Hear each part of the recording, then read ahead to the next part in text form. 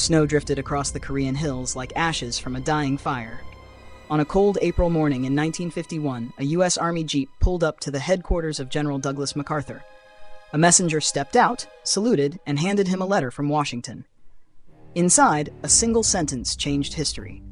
President Harry S. Truman had relieved the most famous general in America of his command. MacArthur read it silently. Then, with the same composure he had worn on every battlefield, he folded the paper and looked toward the East China Sea. "So," he murmured, "this is how empire repays loyalty." For decades, Douglas MacArthur had stood as the embodiment of victory itself. The conqueror of the Pacific, the liberator of the Philippines, the man who ruled post-war Japan like a benevolent emperor. To millions, he was the closest thing to a living god America had ever produced. His name carried the weight of legend, his confidence the gravity of destiny. But somewhere between glory and obedience, he crossed a line. In Korea, when orders came to hold the line, he wanted to march to the Yalu. When Truman sought limited war, MacArthur demanded total victory, even nuclear escalation. He no longer followed policy. He defined it. And for that, he was dismissed. As his plane lifted from Tokyo toward the United States, he looked down upon the islands he had once sworn to defend and said to his aide, "Old soldiers never die. They just fade away." Yet the truth is, Douglas MacArthur never faded. His shadow still haunts every conversation about military power, civilian control, and the peril of men who believe they are indispensable. This is not the story of a general. It is the story of a man who won every war except the one against himself. Douglas MacArthur was the kind of figure history rarely forgets. Brilliant, disciplined, visionary, and dangerously convinced of his own infallibility. He lived as if the world itself were a stage built for his triumphs, a place where rules existed to be rewritten by destiny. To his admirers, he was the soldier-statesman who defended freedom across the Pacific, rebuilt a defeated Japan into a democracy, and embodied the very essence of American resolve. To his critics, he was a man intoxicated by power, a general who mistook divine purpose for command authority, and in doing so, threatened the very foundation of civilian control over the military. The story of Douglas MacArthur is not simply about war or victory. It is about hubris, the moment when conviction turns into certainty and certainty into defiance. It is about how a man who swore absolute loyalty to his country came to see himself as its moral compass. In the end, his legacy asks one haunting question.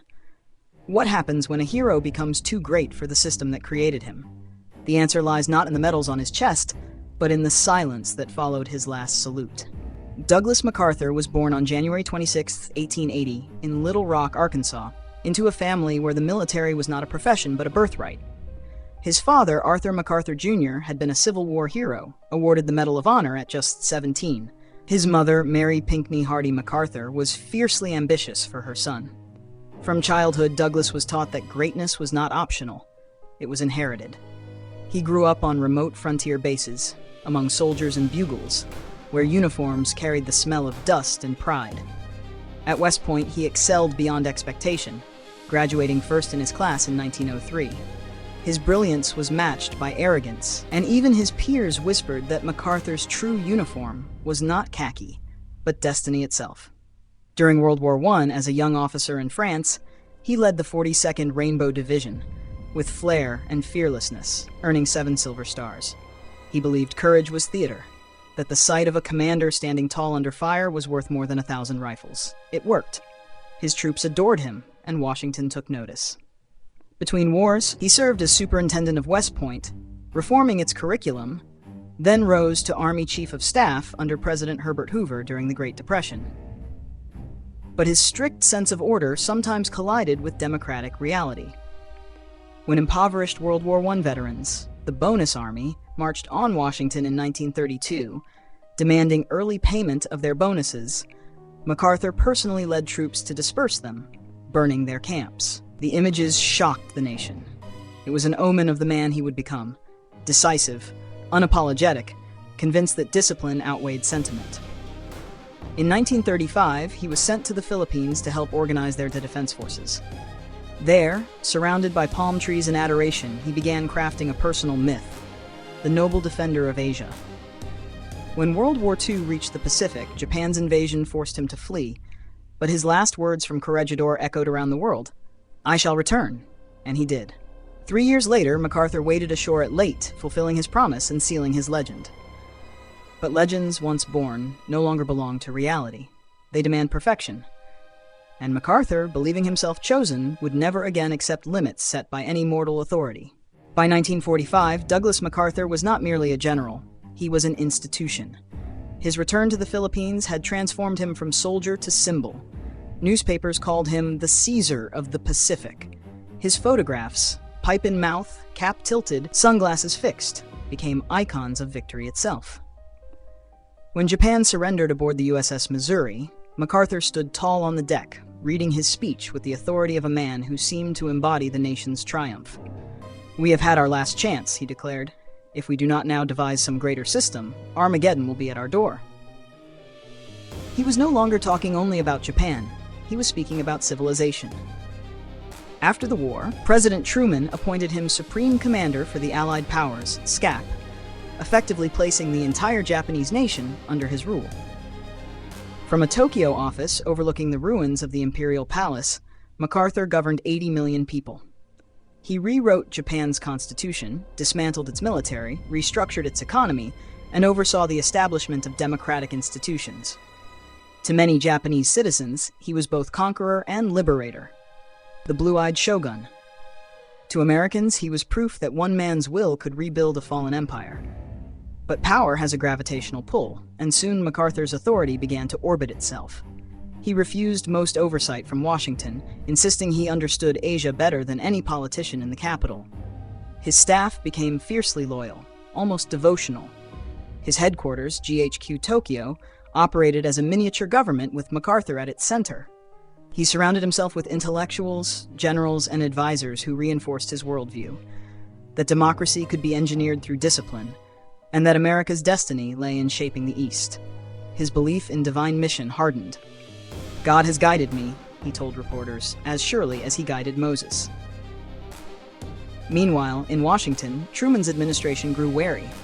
Reports from the Pacific described a general ruling like a monarch, often ignoring directives. When Truman requested moderation in post-war Japanese trials and policies, MacArthur selectively complied, and sometimes simply didn't. Still, his popularity in the United States made him untouchable. He was a national hero, a potential presidential candidate, and to many Americans disillusioned by politics, the embodiment of purity and courage. He seemed unstoppable. But when the Korean War broke out in 1950, MacArthur would face the one adversary he could never outmaneuver: the boundary between military judgment and democratic authority. His genius would shine again, his ambition would blaze even brighter, and then, inevitably, both would consume him. June 25, 1950. The Korean peninsula erupted in fire. North Korean troops, backed by the Soviet Union, crossed the 38th parallel, storming south toward Seoul. Within days, South Korea was collapsing. The world once again faced the specter of total war. From Tokyo, General Douglas MacArthur, now 70 years old, was summoned to lead United Nations forces.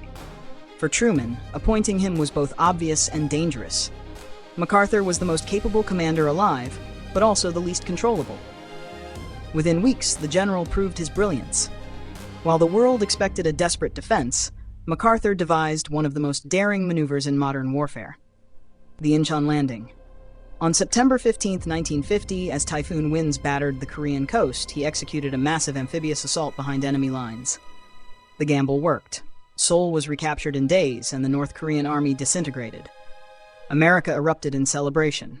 Headlines screamed, "MacArthur does it again." The old soldier was a hero once more. But victory soon became temptation. Truman's initial order was simple: repel the invasion and restore the 38th parallel. MacArthur saw a grander vision, a unified Korea, free from communism. "There is no substitute for victory," he declared. To him, containment was cowardice. As his forces pushed north, Washington grew uneasy. Intelligence warned that China might intervene if UN troops approached the Yalu River. MacArthur dismissed it as bluff. In his mind, Asian communism was a disease to be eradicated, not quarantined. Then, on a frozen night in November 1950, hundreds of thousands of Chinese soldiers poured across the Yalu. It was a catastrophe. UN forces were driven into retreat. Seoul fell again.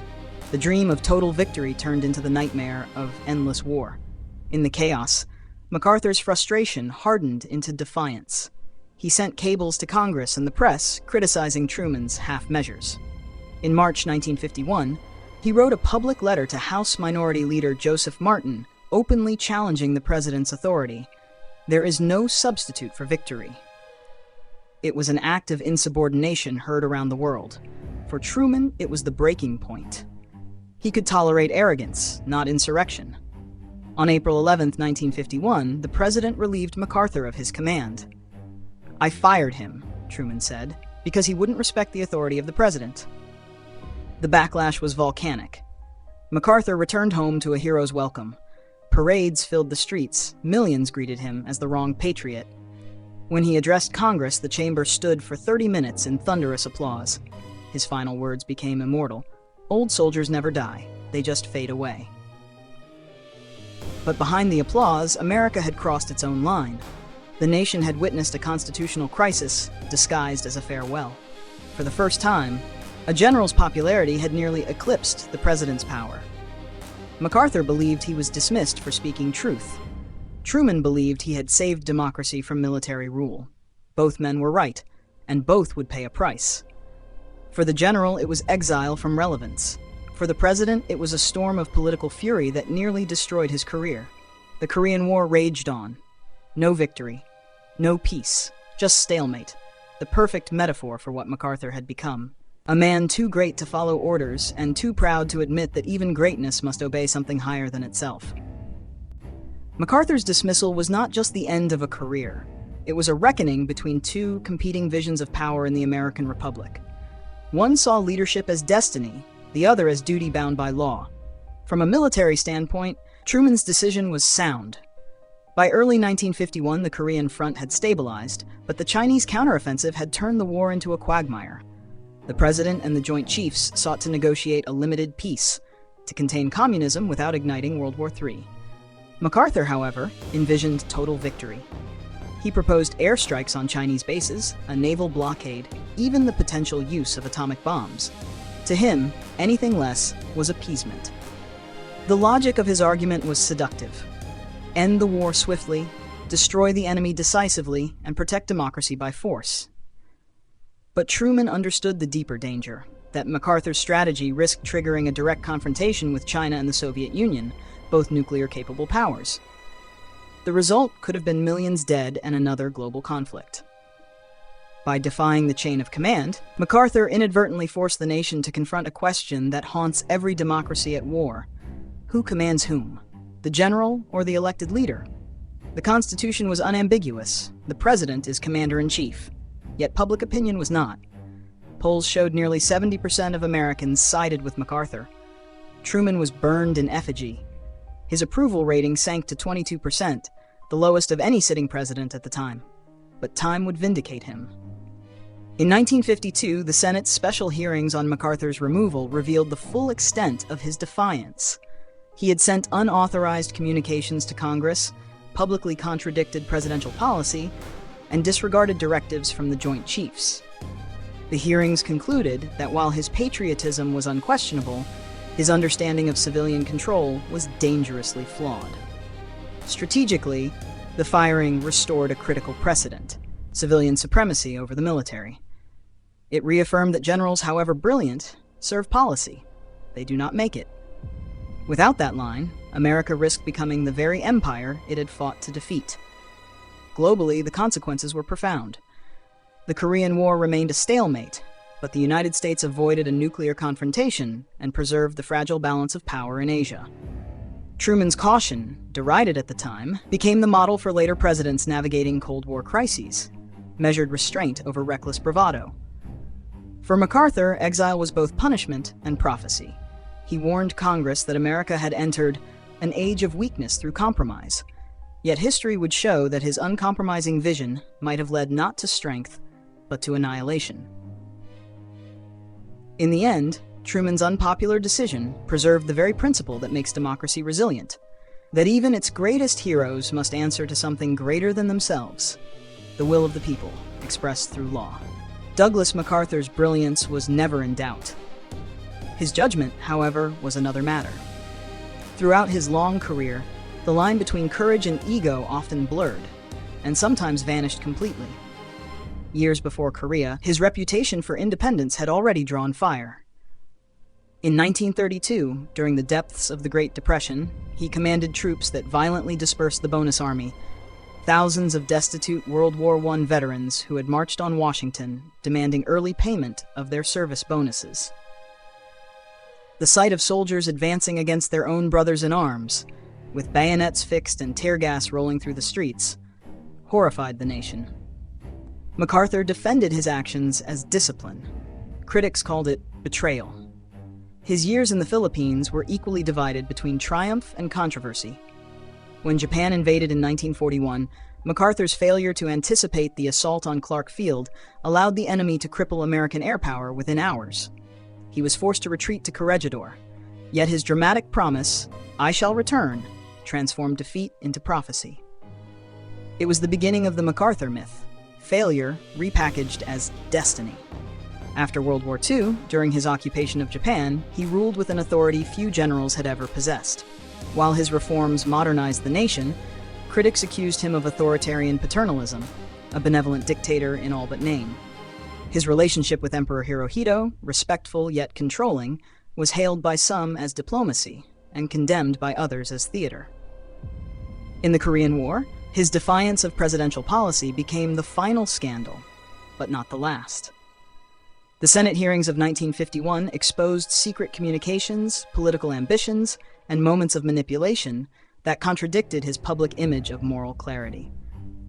Evidence suggested that MacArthur had communicated privately with Republican leaders about his disagreements with Truman, blurring the line between soldier and statesman. Even after his dismissal, controversy clung to him. Some saw him as a martyr silenced by weak politicians, others as a Caesar-in-waiting who might have endangered democracy itself. Behind the glamour of his pipe and sunglasses was a man haunted by contradiction, a disciplined visionary unable to discipline himself. When asked years later if he regretted defying Truman, MacArthur smiled and said, "History will decide who was right." It did, and its verdict remains unresolved.